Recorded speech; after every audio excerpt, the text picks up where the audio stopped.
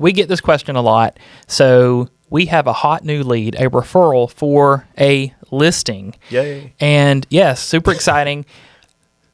Am I simply going to run a CMA, a comparative market analysis, and show up? Or are there some valuable steps that I can do as the agent prior to that listing appointment that's going to make a huge difference in the sale of that property? Great question. And we do get that question a lot, and that's what we're going to answer today.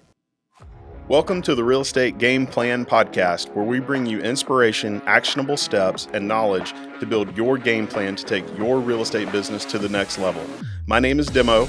And I'm Derek, and we are licensed real estate brokers and your hosts for this podcast. Let's get started. Okay, so we've got that hot new lead. We are going to hop into the MLS and pull a CMA. Mm-hmm.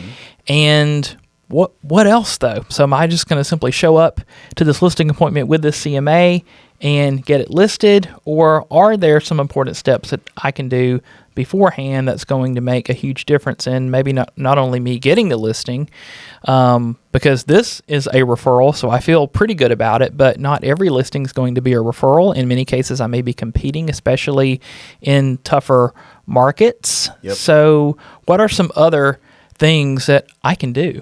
Yeah, I think this kind of leads back to a very simple saying of the person who prepares the best wins, or prepares the most wins, right? Same thing here. So instead of getting that information, calling the seller and saying, hey, are you available Friday at 4 for me to come by and do a listing presentation? Great, see you then.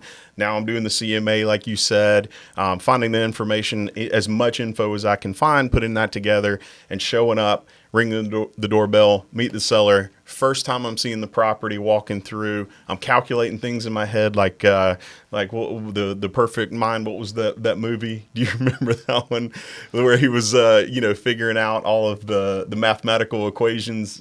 Beautiful Mind. Beautiful Mind. Yeah. So instead of doing all of that while I'm there trying to build a relationship with the seller, there's one key thing that you can do to set yourself up for success and set yourself apart from most other agents that are in your market and just in real estate in general. And that is a pre-listing conversation with the seller. And so people call it pre-listing appointments, pre-listing calls, fact-finding, whatever you want to call it. It doesn't matter. Whatever works for you. Then what you would do is that same scenario, right? I have that seller. Yes, they want to meet at 4. Great. I need to just ask you a few quick questions that's going to help me prepare best for our time so that when we're there, we can maximize really focusing on your property, right? And so that's the way you can phrase it. You can use your own words and do that. But ultimately, we're going to ask a key set of questions to that seller so that we can prepare, so that we can really help them the best way that we can. Yes, because maybe they've done a series of updates since they've purchased the property. Mm-hmm. We can see a lot of things online through tax records, but are you the individual that has the sole power to sell the property? Or are there other folks that we maybe need to have at this appointment or have on the contract as well? So there's so many things that we can find out, and if we do the pre-listing questionnaire appointment, whatever the case may be, it's going to save us time in the long run. That's right. And we'll actually put a link to our video in the show notes for a video where we break down 13 questions of what to ask that seller on this phone call. You can pick your favorite 5. You can ask all 13, whatever you feel comfortable with, but it at least gives you a good stepping stone for that conversation. And like Derek said, we can research tax records, look at past listings, but unless that property was listed last week and it just expired, it had great pictures and great info, you're probably not going to be able to get an accurate picture of the updates like Derek mentioned. What if they put in a pool over the summer and it hasn't sold, in 10, 15 years? So you're not going to find it on the tax records probably. You're not going to find it anywhere in an MLS system. And so if you didn't know that and you've been comping homes without a pool, all of a sudden you show up at the property and you see the pool floats out there in the backyard, you're going to say, uh-oh, now I need to calculate this. Now I need to figure this part out. When did you put the pool in? All of these things. But if you can ask it in an isolated time before you meet with that seller, now you've got the leg up. And also that seller's going to say, wow, that agent really prepared before they got here to this property, rather than everything being a surprise. Now, instead of thinking, oh, are these new cabinets, to the seller in person, you're able to say, oh, these are the beautiful cabinets you told me about that cost 30 grand to put in because it's maple and all of these great, rare species of woods or whatever. And so the seller's going to appreciate that, number one. And then number two, it's really going to help you in your valuation or your range that you come up with when you discuss with that seller. Yes, it gives you an opportunity to build a connection with the seller. You are going to be more familiar with the property, which is only going to help you when you receive questions from prospective buyers and other agents. And no one wants to be the agent that simply just showed up, stuck a sign in a yard, and left. That's not the type of listing agent that you probably want to be. So all of these things are just going to help you in the long run and definitely receive referrals.